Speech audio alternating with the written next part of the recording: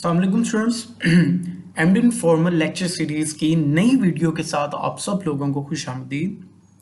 आज हम बात करेंगे चैप्टर नंबर 18 इलेक्ट्रॉनिक्स की, जो कि सेकंड ईयर का एक इम्पॉर्टेंट चैप्टर है। स्टूडेंट्स, इस चैप्टर में हम आगाज़ करते हैं brief review of P N junction and its characteristics.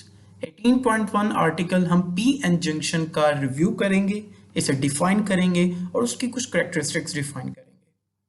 और स्टूडेंट्स, ये भी आप लोग जानते होंगे कि P N junction is also called a semiconductor diode, यानी पी एन जंक्शन का दूसरा नाम सेमीकंडक्टर डायोड होता है, जिसे हम सिंपल डायोड भी कहते हैं।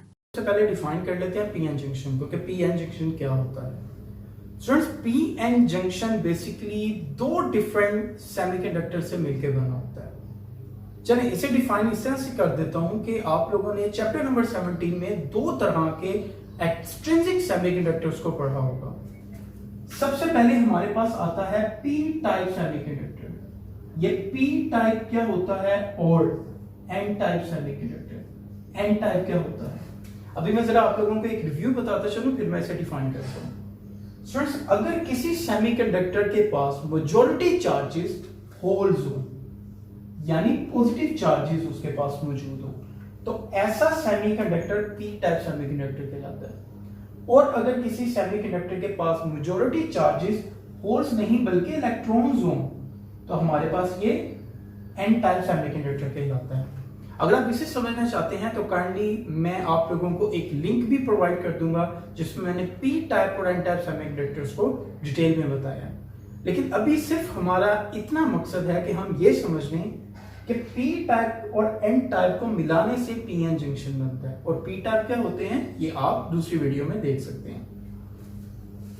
स्टूडेंट्स, अगर आप किसी भी सिलिकॉन या जर्मेनियम के क्रिस्टल को इस तरह से ग्रो करें, इस तरह से बनाएं कि half of its side is N type, यानी आपके पास ये एक क्रिस्टल ऑफ सिलिकॉन है, that is a crystal of silicon या फिर जर्मेनियम।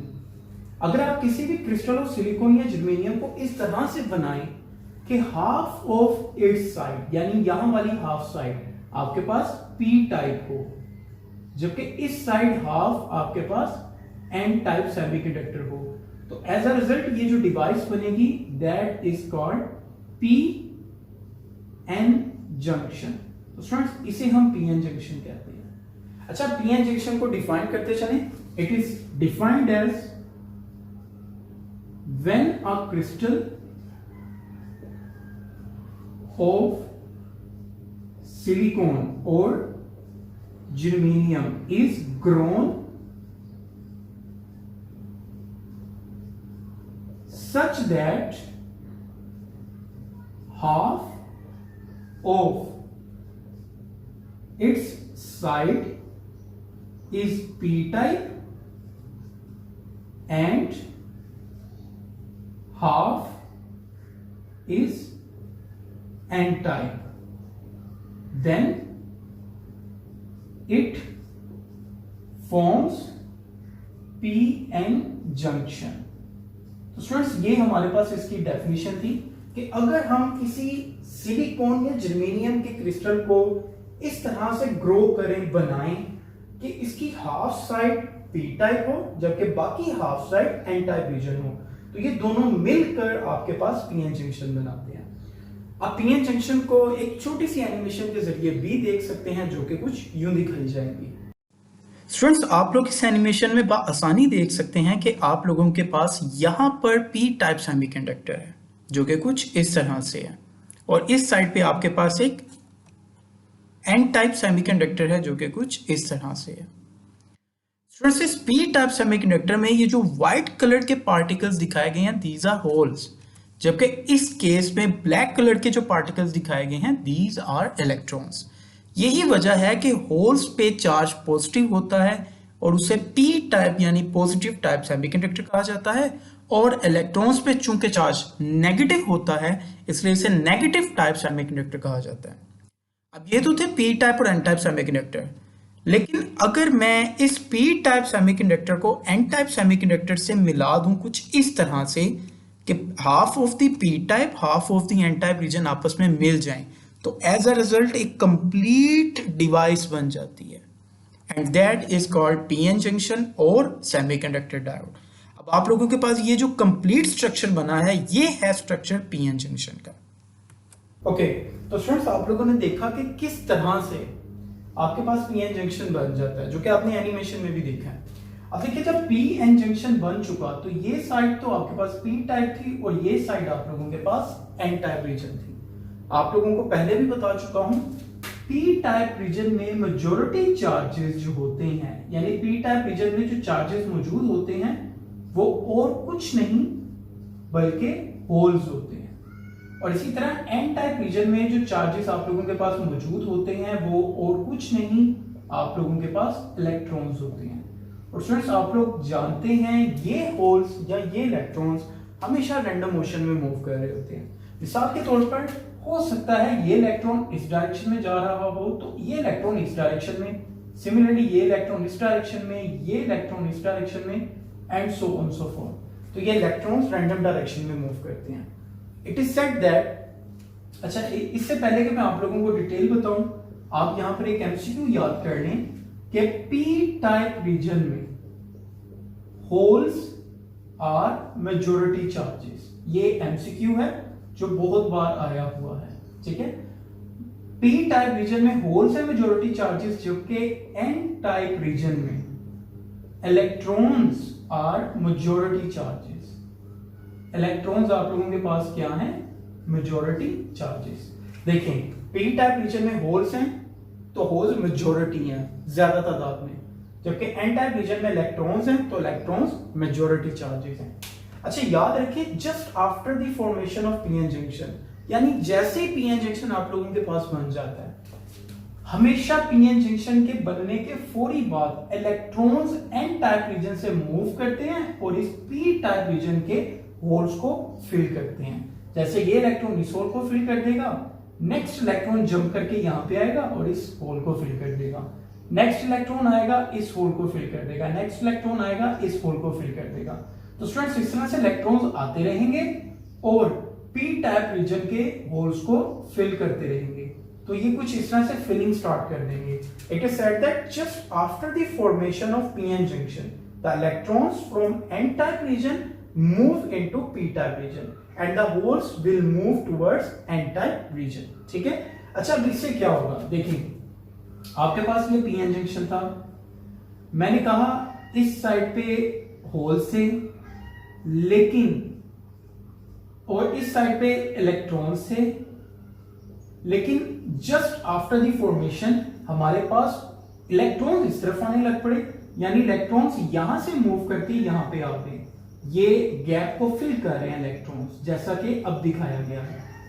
ये सारे के सारे इलेक्ट्रॉन्स एक्चुअली यहां पर इसे फिल कर रहे हैं। और ज्यादा अच्छा तरीका है कि मैं इसे नेगेटिव साइन से डिनोट करूं। ये इलेक्ट्रॉन्स चूंकि नेगेटिव चार्ज रखते हैं तो मैं यहां पर सारा नेगेटिव चार्ज शो करूंगा, यानी यहां पर सारा नेगेटिव चार्ज पैदा हो गया है। और याद रखिए जहां से इलेक्ट्रॉन जंप करके आ चुके हैं ना, वहां पर इलेक्ट्रॉन की खाली जगह यानी होल रह जाएगा, और होल पे और कुछ नहीं पॉजिटिव चार्ज होता है। तो यहां पे आपके पास होल्स हैं और इस साइड पे आप लोगों के पास इलेक्ट्रॉन्स हैं।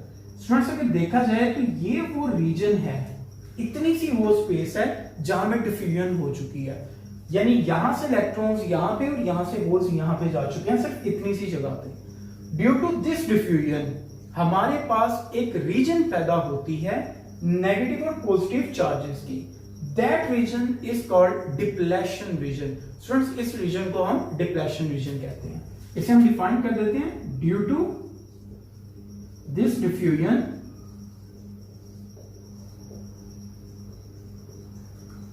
all negative ions and positive ions form a region called depletion region। Students याद रखिए जब आप लोगों के पास इस साइड पे नेगेटिव आयंस बनना शुरू हो जाएंगे और इस साइड पे पॉजिटिव आयंस बनना शुरू हो जाएंगे, तो आप लोगों के पास एक रीजन पैदा हो जाएगी डिफ्यूजन की वजह से, और इस डिफ्यूजन की वजह से जो रीजन पैदा होती है इस रीजन को हम डिप्लेशन रीजन कहते हैं। यानी इतनी सी जो रीजन है जिसमें पॉजिटिव और नेगेटिव आयंस आ चुके हैं इसे हम क्या कहेंगे, डिप्लेशन रीजन। इसे हम डिप्लेशन रीजन का नाम देते हैं। अच्छा स्टूडेंट्स, एक और इंपॉर्टेंट बात डिप्लेशन रीजन से ही रिलेटेड, जब हमारे पास डिप्लेशन रीजन बन जाती है ना तो डिप्लेशन रीजन फर्दर डिफ्यूजन रोक देती है। लेकिन कैसे, मैं जरा बताता हूं आप लोगों को। स्टूडेंट्स आप देख सकते हैं, इसे मैं रेज करके दोबारा शो कर देता हूं। इस साइड पे हमारे पास सारे का सारा नेगेटिव पोटेंशियल है, और इसे भी मैं रेज कर देता हूं ये समझाने के लिए कि इस साइड पे आप लोगों के पास सारे का सारा पॉजिटिव पोटेंशियल है। अच्छा आप जानते हैं ये आप लोगों के पास इलेक्ट्रॉन्स हैं। देखें जैसे ही डिप्लेशन रीजन बन चुकी है, डिप्लेशन रीजन बनने से पहले तो वो डिफ्यूज करते हैं, लेकिन जैसे ही डिप्लेशन रीजन बन चुकी है स्टूडेंट्स, ये नेगेटिव इलेक्ट्रॉन जब इस तरफ जा रहा होगा तो ये नेगेटिव पोटेंशियल इसे रिपेल करेगा और ये वापस अपनी ओरिजिनल जगह पे आ जाएगा, यानी डिफ्यूजन नहीं हुई।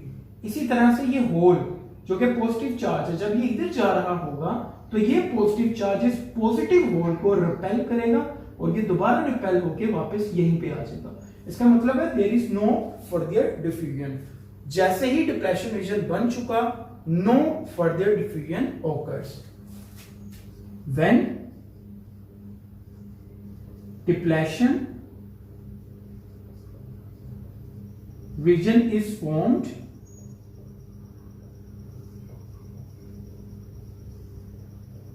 it stops further diffusion। याद रखिए जब डिप्लेशन रीजन बन जाती है तो डिप्लेशन रीजन फर्दर डिफ्यूजन को रोक देती है, कोई भी फर्दर डिफ्यूजन नहीं होती यहां से। अच्छा इसमें एक और इंपॉर्टेंट पॉइंट जो कि एमसीक्यूज की फॉर्म में पूछा जा सकता है वो ये है कि स्टूडेंट्स आप लोगों के पास इस तरफ तो सारे नेगेटिव आयंस इकट्ठे हो चुके हैं और इस तरफ सारे पॉजिटिव आयंस कंबाइन हो चुके हैं। जब एक तरफ सारे नेगेटिव आयंस और दूसरी तरफ सारे पॉजिटिव आयंस मिल जाएं, कंबाइन हो जाएं, तो स्टूडेंट्स वो वहां पर पोटेंशियल डिफरेंस क्रिएट कर देते हैं। इसकी मैं मिसाल सिंपल आपको बैटरी या सेल से देता हूं। अक्सर आप लोगों ने इस तरह की बैटरीज को लैब में यूज किया है बहुत बार। एक साइड पॉजिटिव जबकि दूसरी साइड आपके पास नेगेटिव होती है, यानी बैटरी के एक रीजन पे सारा पॉजिटिव चार्ज होता है, दूसरे पे नेगेटिव होता है। और ये बैटरी जब भी किसी सर्किट के साथ ज्वाइन की जाती है तो स्टूडेंट्स ये बैटरी क्या चीज प्रोवाइड करती है, इट प्रोवाइड्स पोटेंशियल डिफरेंस। तो ये यहां पर पोटेंशियल डिफरेंस प्रोवाइड करती है। इसी तरह से यहां पे आ जाए, देखें इस साइड पे सारा नेगेटिव चार्ज पैदा हो चुका है, नेगेटिव आयंस, और इस साइड पे आप लोगों के पास सारे पॉजिटिव आयंस पैदा हो चुके हैं। एक साइड नेगेटिव एक साइड पॉजिटिव, तो जब ये कंबाइन होंगी तो स्टूडेंट्स ये यहां पर एक पोटेंशियल डिफरेंस पैदा करेंगी, और ये पोटेंशियल डिफरेंस यहां पर दो सबस्टेंसेस के लिए डिफरेंट होता है। फॉर एग्जांपल अगर ये पोटेंशियल डिफरेंस आप लोगों के पास सिलिकॉन के लिए हो तो इस पोटेंशियल डिफरेंस की वैल्यू और होगी, और जर्मेनियम के लिए इसकी वैल्यू और होगी। पी एन जंक्शन वर्क कैसे करता है, किस तरह से पी एन जंक्शन में डिप्लेशन रीजन बनता है, और किस तरह से पी एन जंक्शन में हमारे पास पोटेंशियल बैरियर बनता है। स्टूडेंट्स लास्ट लेक्चर में आप लोगों ने देखा था कि किस तरह से आप लोगों के पास पी एन जंक्शन बनता है। तो बात करते हैं कि पी एन जंक्शन बनने के बाद आप लोगों के पास क्या फिनोमिना होता है और किस तरह से आप लोगों के पास डिप्लेशन रीजन प्रोड्यूस होती है, पोटेंशियल बैरियर पैदा होता है। स्टूडेंट्स आप लोग जानते हैं कि पी टाइप रीजन को हमने एन टाइप रीजन के साथ ज्वाइन किया, और एन टाइप रीजन में मेजॉरिटी चार्जेस इलेक्ट्रॉन्स हैं, जबकि पी टाइप रीजन में मेजॉरिटी चार्जेस होल्स हैं।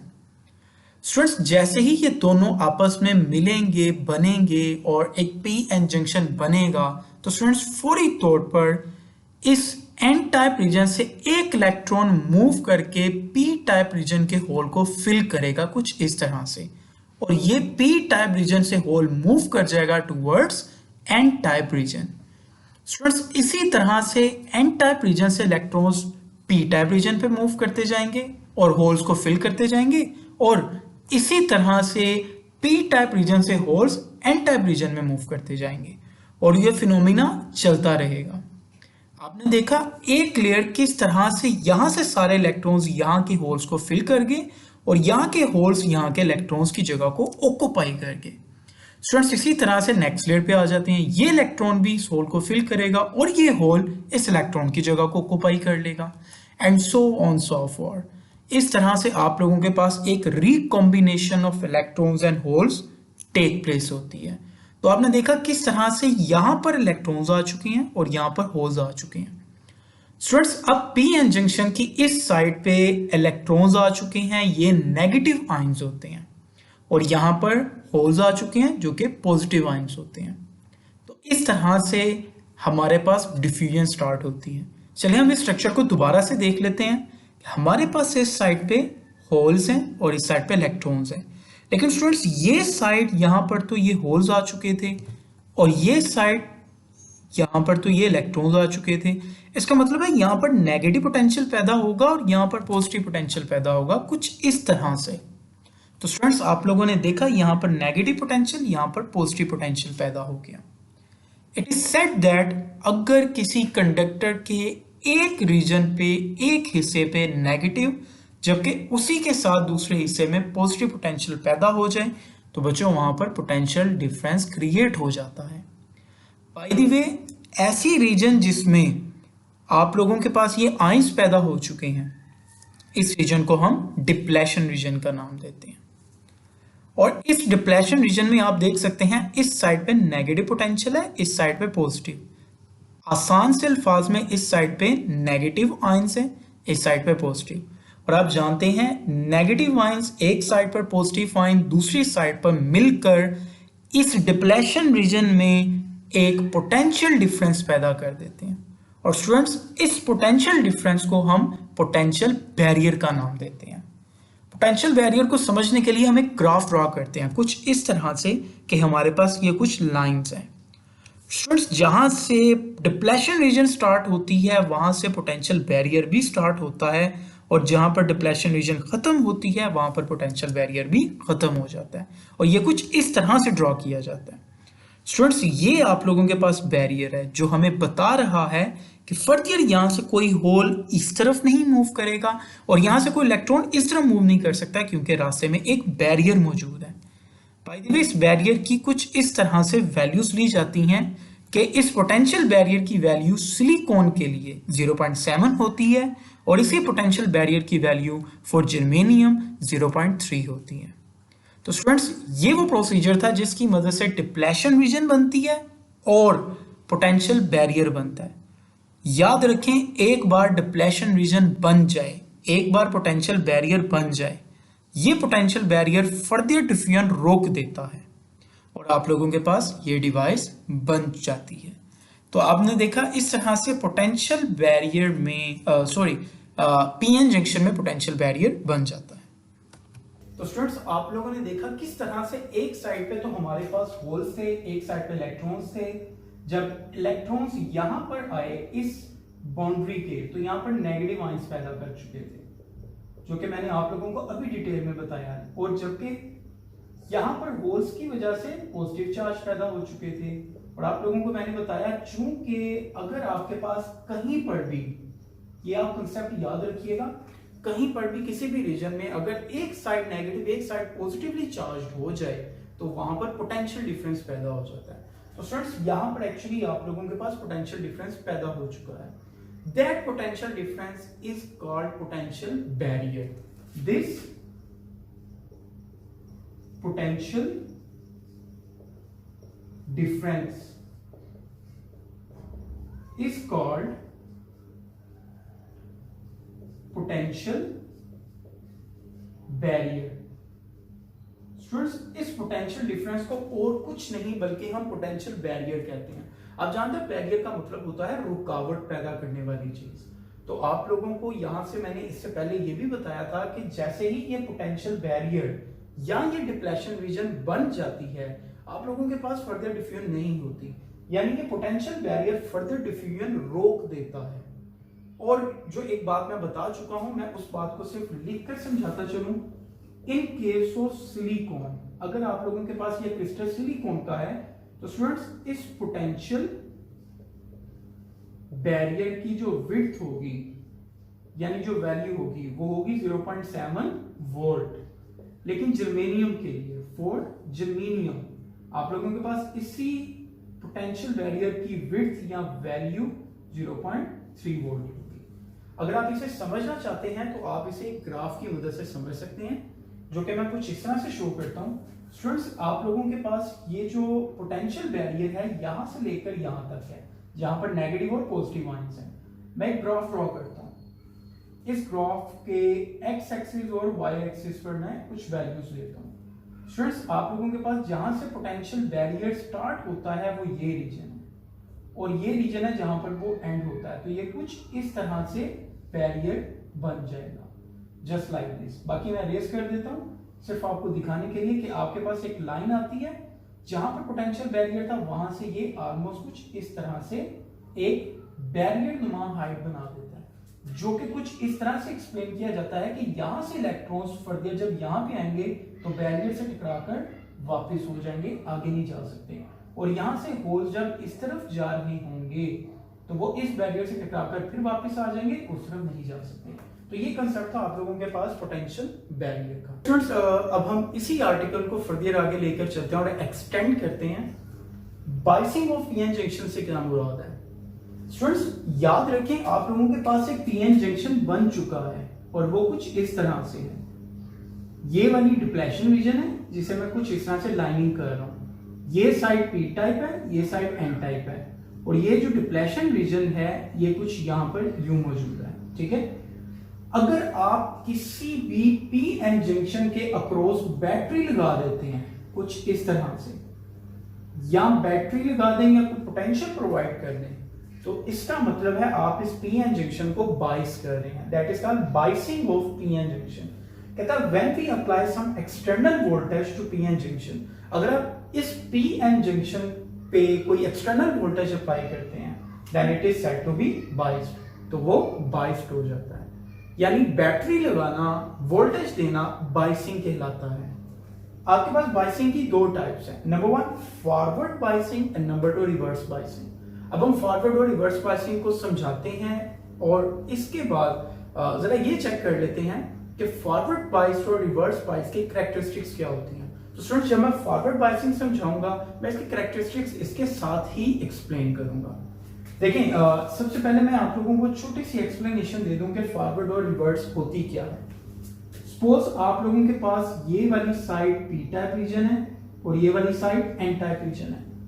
अगर आप बैटरी को कुछ इस तरह से लगाएं, एक्सटर्नल वोल्टेज कुछ यूं दें कि पी टाइप रीजन के साथ बैटरी का पॉजिटिव टर्मिनल और एन टाइप रीजन के साथ बैटरी का नेगेटिव टर्मिनल ज्वाइन किया जाए, तो इस वक्त जो बाइसिंग होगी that is called forward biasing. लेकिन अगर आप ये काम उल्ट कर दें, यानी ये साइड पी टाइप थी, ये साइड एन टाइप थी, और आप इस साइड पे नेगेटिव पोटेंशियल दे दें और बैटरी के इस साइड पे पॉजिटिव पोटेंशियल दे दें, यानी रिवर्स काम कर दिया है।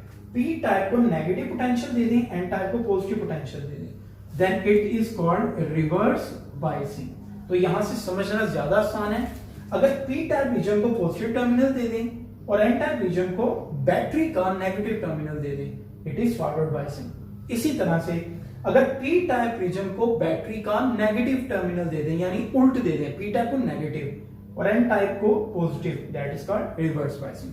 चलिए अब हम फॉरवर्ड और रिवर्स बाइसिंग को डिटेल में डिस्कस करते हैं कि ये क्या होती है। बच्चों बात कर रहे थे फॉरवर्ड बाइसिंग की। फॉरवर्ड बाइसिंग क्या होती है? सपोज आप लोगों के पास ये पीएन जंक्शन है। इस पीएन जंक्शन की ये साइड पी टाइप है जबकि ये साइड एन टाइप है। पी टाइप में होल्स हैं, एन टाइप में इलेक्ट्रॉन्स हैं, और आप देख सकते हैं दोनों के दरमियान एक डिप्लेशन रीजन भी मौजूद है। स्टूडेंट्स अगर पी टाइप रीजन को बैटरी का पॉजिटिव टर्मिनल दे दिया जाए और एन टाइप रीजन को बैटरी का नेगेटिव टर्मिनल दे दिया जाए, तो आप लोगों के पास अब जो बाइसिंग की है, जो बैटरी लगाने का तरीका किया है हमने, that is called forward biasing. So that is the definition जो मैं बार बार बोल चुका हूं, आप लोग इसे कॉपी कर सकते हैं। स्टूडेंट्स फॉरवर्ड बाइसिंग में सबसे इंपॉर्टेंट बात कि आप लोगों के पास क्या होता है, इसका प्रोसीजर क्या है। पहली बात तो ये याद रख लें कि जब आप बैटरी से ज्वाइन करते हैं ना, तो इस वक्त आप लोगों के पास 0 वोल्ट है इन द स्टार्ट, यानी अभी तक आपने कोई भी वोल्टेज प्रोवाइड नहीं की है। स्टूडेंट्स, जैसे ही आपके पास वोल्टेज बढ़ते हैं 0 से 0.1 होते हैं, तो इसका मतलब है ये पॉजिटिव पोटेंशियल इस साइड पे आता जाएगा, जबकि ये नेगेटिव पोटेंशियल इस वायर के थ्रू इस साइड पे आता जाएगा। यानी इस पीएन जंक्शन के एक साइड पे तो पॉजिटिव पोटेंशियल है और दूसरे साइड पे नेगेटिव पोटेंशियल है। अब ये पॉजिटिव पोटेंशियल जो कि यहां से मिला है, ये इन होल्स पे भी चार्ज पॉजिटिव ही होता है, ये पॉजिटिव चार्ज इन होल्स को रिपेल करेंगे और ये रिपेल होकर होल्स इस डायरेक्शन में मूव करेंगे, जबकि इलेक्ट्रॉन्स पे नेगेटिव चार्ज होता है और ये नेगेटिव चार्ज जो कि बैटरी के इस टर्मिनल से मिला था इन होल्स को रिपेल करेगा और ये इन इलेक्ट्रॉन्स को रिपेल करेंगे और ये नेगेटिव इलेक्ट्रॉन्स पे भी नेगेटिव चार्ज है, तो इलेक्ट्रॉन नेगेटिव से रिपेल होकर इस तरफ मूव करेंगे। लेट्स सपोज बात करते हैं फॉर सिलिकॉन। आप जानते हैं सिलिकॉन के लिए डिप्लेशन रीजन 0.7 वोल्ट था, आप बैटरी दे रहे हैं 0.1 वोल्ट की, तो 0.1 वोल्ट की वजह से इतनी स्ट्रॉन्ग रिपल्शन नहीं होगी कि वो इतनी वैल्यू के डिप्लेशन रीजन को ओवरकम करे, इतनी वैल्यू के पोटेंशियल डिफरेंस, पोटेंशियल रीजन को, पोटेंशियल बैरियर को तोड़ दे। इसलिए हम वोल्टेज मजीद बढ़ाते हैं, 0.2 करते हैं। अगर बैटरी का वोल्टेज बढ़ाएं, अभी भी ये वोल्टेज 0.7 से कम है। इसी तरह बढ़ाते बढ़ाते स्टूडेंट्स अगर हम 0.7 तक लेके जाएं, तो स्टिल 0.7 तक हमारे पास करंट फ्लो नहीं होगा, क्योंकि अभी भी वो रिपल्शन इतनी स्ट्रॉन्ग नहीं होगी कि वो इस पोटेंशियल बैरियर को कोलैप्स कर दे, तोड़ दे। लेकिन जैसे ही वोल्टेज 0.7 से ज्यादा हो जाएगा, यानी अगर वोल्टेज 0.8 हो गया है, तो स्टूडेंट्स इस केस में या फिर वोल्टेज 1 हो गया है या 2, तो इस केस में हमारे पास फौरी तौर पर ये इलेक्ट्रॉन्स रिपेल होंगे, इस पोटेंशियल बैरियर की विड्थ को तोड़ देंगे और तोड़ने के बाद ये इस तरह मूव करेंगे और फर्दर यहां पर डिफ्यूजन दोबारा स्टार्ट हो जाएगी, यानी दोबारा से इलेक्ट्रॉन इस तरफ आना शुरू कर देंगे और यहां पर होल्स बनना शुरू हो जाएंगे। एक और इलेक्ट्रॉन यहां से मूव करके इधर आएगा, इस होल को फिल कर देगा और यहां पर फिर होल बन जाएगा एंड अगेन इलेक्ट्रॉन्स और होल्स डिफ्यूजन स्टार्ट हो जाएगी और सिंपली करंट फ्लो होना स्टार्ट हो जाएगा। तो आप लोगों ने देखा ये डिप्लेशन रीजन थी। ये डिप्लेशन रीजन जब पोटेंशियल 0.1 था तो डिप्लेशन रीजन पे कुछ ज्यादा फर्क नहीं पड़ रहा था। जैसे 0.2 हुआ तो रिपल्शन की वजह से डिप्लेशन रीजन कम हो गई, यानी जैसे जैसे वोल्टेज बढ़ता जाएगा डिप्लेशन रीजन बारीक होती जाएगी, नाजुक होती जाएगी और एक ऐसा वक्त आया कि सपोज दैट 0.7 पे अगर आपकी बैटरी का वोल्टेज भी 0.7 हो तो स्टूडेंट्स ये डिप्लेशन रीजन ऑलमोस्ट नेग्लिजिबल रह गई थी, यानी ये डिप्लेशन रीजन इतनी ही बारीक रह गई थी जितनी ये लाइन आप समझ लें, इस लाइन की जितनी मोटाई है इतनी ही मोटाई इस डिप्लेशन रीजन की रह गई थी। और जैसे ही वोल्टेज 0.8 पे जाता है ये डिप्लेशन रीजन यहां से खत्म हो जाती है और यहां पर इलेक्ट्रॉन्स और होल्स मूव करना स्टार्ट कर देते हैं। तो यहाँ पर एक शॉर्ट क्वेश्चन जो कि एक्सरसाइज में भी है मैं वो लिखवाता चलूं। स्टूडेंट्स जैसे जैसे आप लोगों के पास वोल्टेज इंक्रीज हो रहे थे, बैटरी के वोल्टेज इंक्रीज हो रहे थे, डिप्लेशन रीजन की विड्थ डिक्रीज हो रही थी। हम इसे यूं डिफाइन कर लेते हैं as the potential of battery increases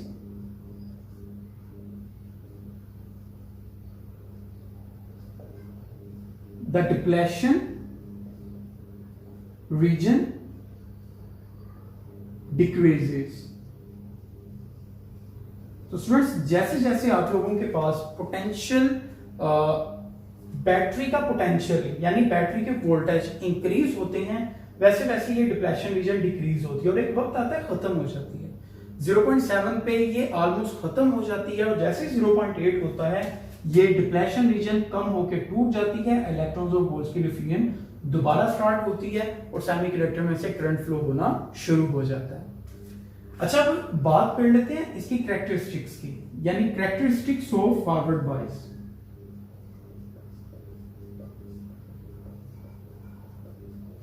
characteristics of forward biasing. Students characteristics of forward biasing से क्या मुराद है। इससे पहले कि मैं कैरेक्टरिस्टिक्स ऑफ फॉरवर्ड बायसिंग को एक्सप्लेन करूं, पहले मैं ये बताता चलूं कि कैरेक्टरिस्टिक कहते किसे हैं। इन केस ऑफ इलेक्ट्रॉनिक्स, अगर आप किसी भी डिवाइस में से गुजरने वाले करंट और वोल्टेज का ग्राफ ड्रॉ करते हैं तो उसे हम कैरेक्टरिस्टिक का नाम देते हैं। यानी कि a graph between current end voltage that is called characteristics. Students, क्या डेफिनेशन है हमारे पास डेफिनेशन ये है, the graph between current end voltage, यानी सेमीकंडक्टर में से जो करंट गुजर रहा है वो और जो वोल्टेज लगा रहे हैं वो, अगर हम उनका ग्राफ ड्रॉ करें that is called characteristics of PN junction. तो ये एक सिंपल सी डेफिनेशन है जो कि कंसेप्चुअल बात बताई है मैंने। अच्छा, इसे जरा ग्राफ की मदद से देख लेते हैं। कैरेक्टरिस्टिक का मतलब होता है ग्राफ ड्रॉ करना इलेक्ट्रॉनिक्स के लिए। तो ये सेमीकंडक्टर था हमारे पास, एक पीएन जंक्शन था। स्टूडेंट्स, आप लोग हमेशा एक्स एक्सिस पे वोल्टेज लेते हैं, वोल्टेज जो कि इंडिपेंडेंट वेरिएबल है, और वाई एक्सिस पे आप लोगों के पास हमेशा करंट होता है जो कि डिपेंडेंट वेरिएबल है। आप लोग जानते हैं मोस्ट ऑफ द टाइम हमारे पास प्रोसीजर यही होता है कि एक्स एक्सिस पे हम इंडिपेंडेंट वेरिएबल जबकि वाई एक्सिस पे डिपेंडेंट वेरिएबल लेते हैं। चलिए इसे यूं एक्सप्लेन करता हूं। आप लोग जानते हैं कि बैटरी का जो वोल्टेज था उसे मैंने डिफरेंट पॉइंट से इंक्रीज करना शुरू किया था। सबसे पहले आप लोगों के पास वोल्टेज ओरिजिन पे था 0, फिर था 0.1, फिर था 0.2, फिर था 0.3 and so on so fourth 0.7, और y एक्सिस पे आप लोगों के पास करंट है। अच्छा, कैरेक्टरिस्टिक्स ऑफ फॉरवर्ड बायसिंग से क्या मुराद है। फॉरवर्ड बायस केस में अगर मैं करंट और वोल्टेज का ग्राफ ड्रॉ करूं that is called forward bias characteristics. आप इसे खुद से नोट कर सकते हैं इस वीडियो को अगेन एंड अगेन देखकर, या आप लोग सिंपली इस आवाज को कैप्चर कर लें और इसे नोट कर लें। मैं इसे दोबारा डिफाइन कर देता हूं ताकि आप खुद नोट कर लें। स्टूडेंट्स, याद रखें, the graph between forward bias voltage and forward bias current that is called forward bias characteristics. Forward bias voltage और फॉरवर्ड बायस करंट के दरमियान जो ग्राफ ड्रॉ किया जाता है that is called forward bias characteristics. अच्छा, कैसे ग्राफ ड्रॉ किया था आप देख सकते हैं। इन केस ऑफ 0 आपके पास कोई भी करंट फ्लो नहीं हुआ था, 0.1 पे गए तब भी करंट फ्लो नहीं हुआ and so on so fourth. लेकिन स्टूडेंट्स, आपने देखा था कि 0.7 पे, जैसा कि मैं दिखा देता हूं, ये डिप्लेशन रीजन की विड्थ थी, इतनी सारी इसकी विड्थ थी, और यहां से आपने बैटरी लगाई है, जो पॉजिटिव पोटेंशियल यहां पे है और नेगेटिव पोटेंशियल यहां पे है। जैसे जैसे सपोज पोटेंशियल 0.1 था तो बैरियर की विड्थ अभी भी थी, 0.2 बैरियर की विड्थ डिक्रीज हो गई थी, कम हो गई थी, and so on so fourth. जैसे ही 0.7 आता है बैरियर की विड्थ ऑलमोस्ट खत्म हो जाती है, और जैसे ही वोल्टेज 0.7 से थोड़ा सा भी आगे जाता है अचानक से इलेक्ट्रॉन्स और होल्स की डिफ्यूजन स्टार्ट हो जाती है और करंट फ्लो होना शुरू हो जाता है। इसी तरह मैं यहां पर शो करता चलूं, जब तक हमारे पास वोल्टेज बढ़ते बढ़ते 0.7 तक नहीं आते करंट फ्लो नहीं करता, लेकिन जैसे 0.7 से इंक्रीज होगा करंट भी हमारे पास इंक्रीज होगा। तो आप लोगों के पास इस तरह से कुछ ग्राफ बन चुका है जो 0.7 के बाद ऊपर की तरफ स्लोप अप है। That graph is called forward bias characteristic. Students, इस ग्राफ को हम फॉरवर्ड बायस कैरेक्टरिस्टिक का नाम देते हैं। अच्छा, फॉरवर्ड बायस कैरेक्टरिस्टिक्स के बाद मैं एक छोटी सी डेफिनेशन यहां पे डिफाइन करता चलूं, बाय ओम्स लॉ। स्टूडेंट्स, अगर मैं यहां पे ओम्स लॉ को डिफाइन करता हूं, V is equal to I into R, यहां पे जो करंट फ्लो होता है that is forward current, that current is called forward current, और जो वोल्टेज अप्लाई किया है that is called forward voltage. Students, यहां पर रेजिस्टेंस कैपिटल R की बजाय मैं स्मॉल r लिखूंगा, और इस रेजिस्टेंस को हम फॉरवर्ड रेजिस्टेंस कहते हैं। तो ये फॉरवर्ड रेजिस्टेंस किसके इक्वल है, that is equal to VF over IF। यानी अगर VF ओवर IF की रेशियो ली जाए that is called forward resistance. इस ग्राफ में हम जरा चेक करते हैं ग्राफिकली तौर पर। इस ग्राफ को मैं दोबारा से जरा आप लोगों को बताता चलूं, लेकिन थोड़ा सा मजीद एनहेंस करके। सपोज ये 0.7 था और 0.7 के बाद करंट इंक्रीज करके। स्टूडेंट्स, आप इस ग्राफ पे एक ये पॉइंट ले लें और एक ये पॉइंट ले लें। यहां से भी वर्टिकल लाइन ड्रॉ करें, यहां से भी वर्टिकल, आप देखेंगे वाई एक्सिस पे तो आप लोगों के पास करंट है जो कि फॉरवर्ड करंट है, और इसे डेल्टा आई एफ कह दें क्योंकि आपने इस करंट का एक छोटा सा पीस लिया है। इसी तरह से एक्स एक्सिस पे वोल्टेज है, इसे डेल्टा वी एफ कह दें, यानी फॉरवर्ड वोल्टेज। सो अगर आप यहां पर स्लोप लेते हैं या स्लोप का रेसिप्रोकल लेते हैं तो आप लोगों के पास फॉरवर्ड बाइस रेजिस्टेंस मिलती है। यानी इस ग्राफ में वोल्टेज को करंट पे डिवाइड करें, दैट इज कॉल्ड फॉरवर्ड बाइस रेजिस्टेंस। और रेजिस्टेंस की यहाँ पर कोई स्पेसिफिक डेफिनेशन आप कर सकते हैं, it's the ratio of forward bias voltage to forward bias current. अब फॉरवर्ड बाइसिंग के बाद हम देख लेते हैं रिवर्स बाइसिंग को। ओके स्टूडेंट्स, अब बात कर लेते हैं रिवर्स बाइसिंग की। रिवर्स बाइसिंग से क्या मुराद है, और फिर हम पढ़ेंगे रिवर्स बाइस कैरेक्टरिस्टिक्स के बारे में। कहता है when the p type region is combined with negative terminal of battery। Students पहले हमने क्या किया था कि p टाइप रीजन थी और ये n टाइप रीजन। पहले हमने ये किया था कि p टाइप रीजन से बैटरी का पॉजिटिव टर्मिनल और n टाइप रीजन से बैटरी का नेगेटिव टर्मिनल मिलाएं तो आप लोगों के पास वो फॉरवर्ड बाइसिंग थी। लेकिन हम उल्ट काम कर दें, क्या p टाइप रीजन से बैटरी का नेगेटिव टर्मिनल मिला दी और n टाइप रीजन से बैटरी का positive, that is called reverse biasing. And the same definition is here. अगर p टाइप रीजन से बैटरी का नेगेटिव टर्मिनल मिल जाए और n टाइप रीजन से बैटरी का पॉजिटिव टर्मिनल मिल जाए, that is called reverse biasing. अच्छा, रिवर्स बाइसिंग में टोटल काम उल्ट होता है। आपने देखा फॉरवर्ड बाइसिंग के केस में जैसे जैसे बैटरी से पोटेंशियल बढ़ाते थे, डिप्लेशन रीजन की जो विड्थ थी वो कम होती थी। लेकिन इस केस में क्या होगी ये देख लेते हैं।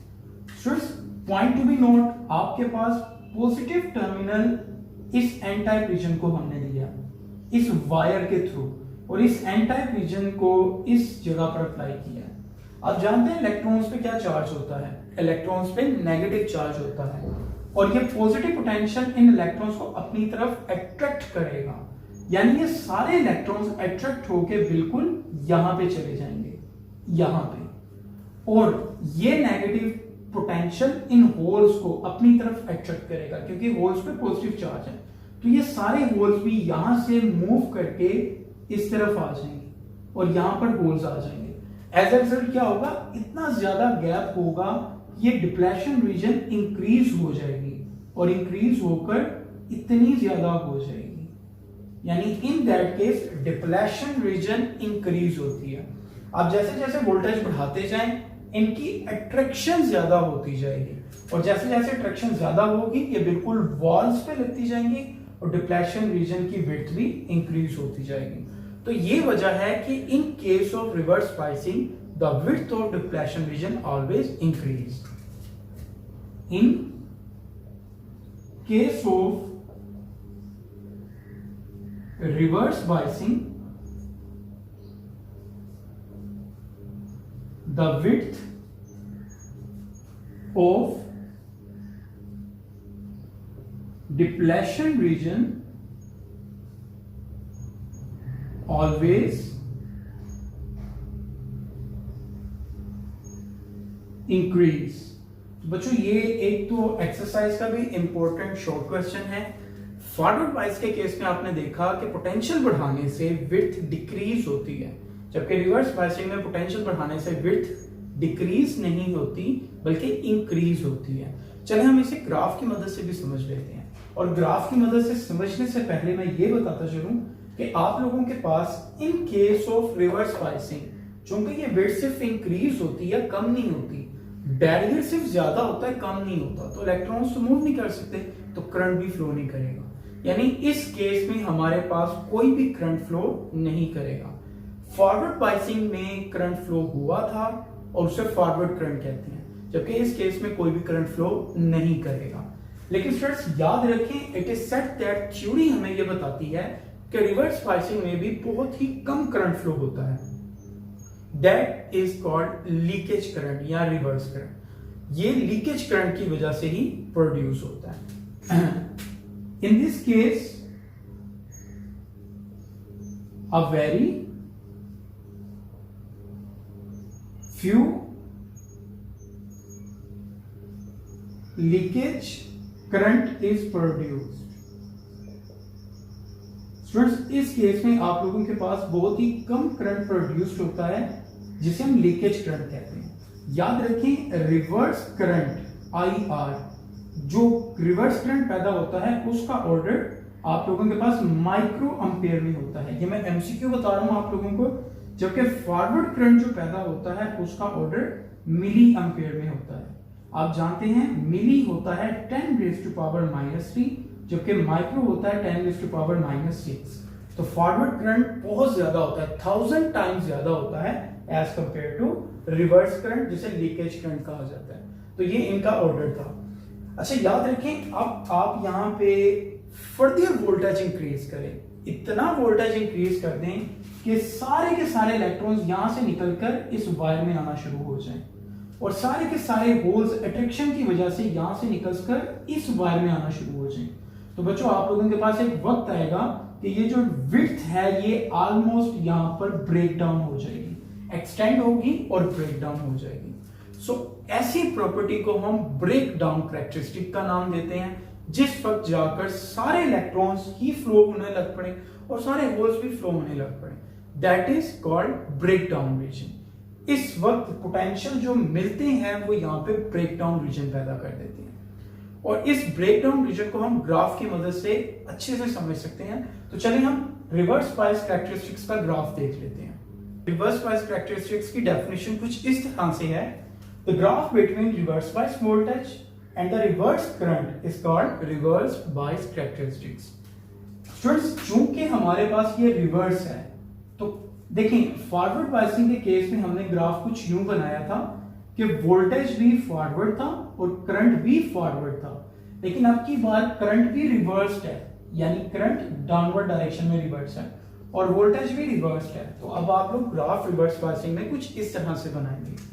याद रखिए रिवर्स बायसिंग के केस में आपके पास जैसे जैसे वोल्टेज इंक्रीज होगा आपके पास कोई भी करंट फ्लो नहीं होगा, लेकिन फिर भी थोड़ा सा लीकेज करंट जरूर फ्लो होगा, क्योंकि मैंने आप लोगों को बताया कि कुछ लीकेज करंट हमारे पास जरूर मौजूद होता है और उसकी वजह ये होती है कि कुछ पार्टिकल्स वहां पे फिर भी रैंडम मोशन की वजह से कंबाइन हो रहे होते हैं। स्टूडेंट्स वो क्यों कंबाइन होते हैं ये एक टनलिंग प्रोसेस की मदद से समझा जाता है कि 100 में से कोई एक पार्टिकल ऐसा हो सकता है, एक इलेक्ट्रॉन ऐसा हो सकता है जो कि इस बैरियर की विड्थ को क्रॉस करके आगे चला जाए, कोई एक हो सकता है। तो चूंकि ये बहुत कम अमाउंट में है तो इस वजह से ही हम इसे लीकेज करंट कहते हैं, बहुत कम। लेकिन इसकी क्या वजह है ये आप लोग न्यूक्लियर फिजिक्स में जरूर पढ़ सकते हैं। वहां पर बैरियर टनलिंग का एक प्रोसेस है अल्फा पार्टिकल अल्फा डिके में, वहां पर यह बताया जाता है कि किस तरह से कोई एक particle out of 1000 particles tunnel बना के लीक हो सकते हैं। तो स्टूडेंट्स हमारा कंसर्न ये है कि ग्राफ में लीकेज करंट कैसे पैदा हो जाता है। देखें लीकेज करंट आप लोगों के पास कुछ इस तरह से है कि जैसे जैसे वोल्टेज रिवर्स होके बढ़ रहा है आपके पास करंट ही पैदा हो रहा है, लेकिन बहुत ही कम करंट पैदा होता है। जैसा कि मैंने यहाँ पे भी आप लोगों को बताया था, आपके पास बैरियर की विड्थ इतनी सी थी, लेकिन आप यहां पे लगने वाला पोटेंशियल बढ़ाते जाएं, ये एन टाइप रीजन थी, ये पी टाइप, आप पोटेंशियल बढ़ाते जाएं, ये विड्थ इंक्रीज होती जाएगी, विड्थ इंक्रीज होगी करंट फ्लो नहीं करेगा, फिर फर्दर विड्थ इंक्रीज होगी करंट फ्लो नहीं करेगा।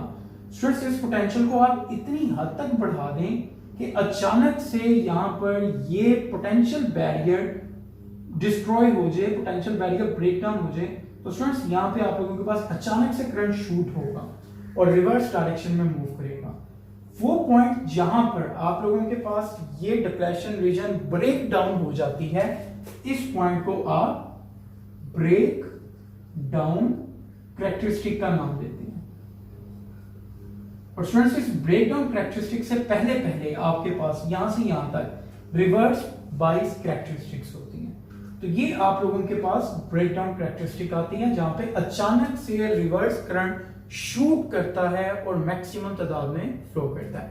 आप यहां से ब्रेक डाउन कैरेक्टरिस्टिक की डेफिनेशन भी लिख सकते हैं, मैं बोल देता हूं, आप लोग इसे नोट कर लेना। स्टूडेंट्स ब्रेक डाउन कैरेक्टरिस्टिक्स ये होती हैं if the reverse voltage is increased beyond a limit that the current shoots up, then it is called breakdown characteristics. And in breakdown characteristics, the PN junction is break down, the junction barrier is break down. अच्छा, अब junction barrier टूट जाता है, break down हो जाता है और उसके बाद हमारे पास करंट अचानक से शूट करता है। स्टूडेंट्स, हम यहां पर अगर दो वैल्यूज के दरमियान अगेन एक वर्टिकल लाइन यहां पे ड्रॉ कर दें और यहां पे, तो स्टूडेंट्स वाई एक्सिस पे तो आप लोग जानते हैं आपके पास करंट है और यहां पर रिवर्स करंट है। चूंकि करंट की छोटी सी वैल्यू है तो डेल्टा आई आर, और एक्स एक्सिस पे वोल्टेज है डेल्टा वी आर जो कि रिवर्स वोल्टेज है इन दैट केस।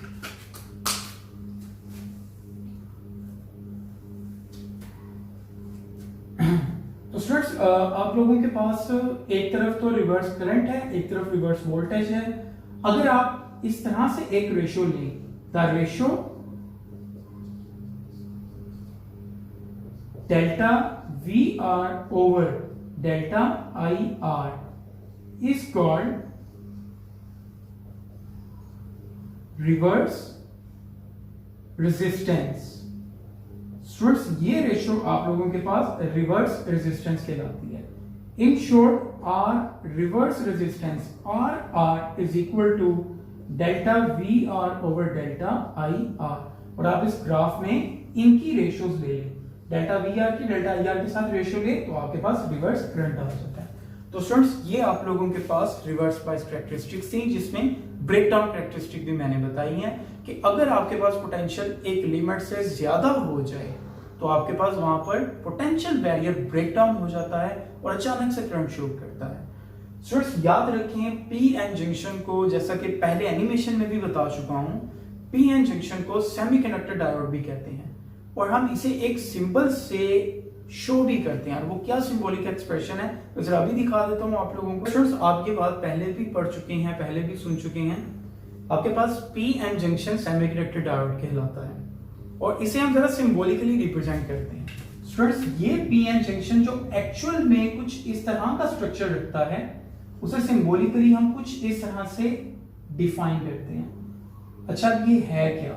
स्टूडेंट्स, आपके पास ये पी टाइप रीजन थी, एन टाइप रीजन थी, एंड सिमिलरली एक ऐसी ट्रायंगल जिसकी दो कोऑर्डिनेट्स एक साइड पे हो, हम इसे पी टाइप रीजन कहते हैं, और जिसपे सिंगल हो that is N type region. That is symbolic representation.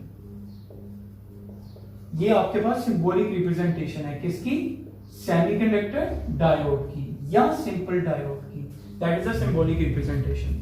Okay, और स्टूडेंट्स, आप लोग जानते हैं कि ये जो पी टाइप रीजन है ये आप लोगों के पास पॉजिटिव होती है, so it is also called anode. हम इसे एनोड बी कहते हैं, और एन टाइप रीजन को हम यहां पर कैथोड का नाम देते हैं क्योंकि ये एन टाइप रीजन होती है। स्टूडेंट्स, अंडर नॉर्मल कंडीशन अगर फॉरवर्ड बायसिंग होती है तो करंट हमेशा इसी एरो की डायरेक्शन में ही मूव करता है, यानी कुछ इस तरह से। So that was all about PN junction, या उसकी प्रॉपर्टीज और कैरेक्टरिस्टिक्स, या तो फिर आपको किसी भी चीज में कोई भी क्वेश्चन हो तो आप लिंक में वो सवाल जरूर पूछ सकते हैं। आज की वीडियो के साथ आप लोगों को अल्लाह हाफिज।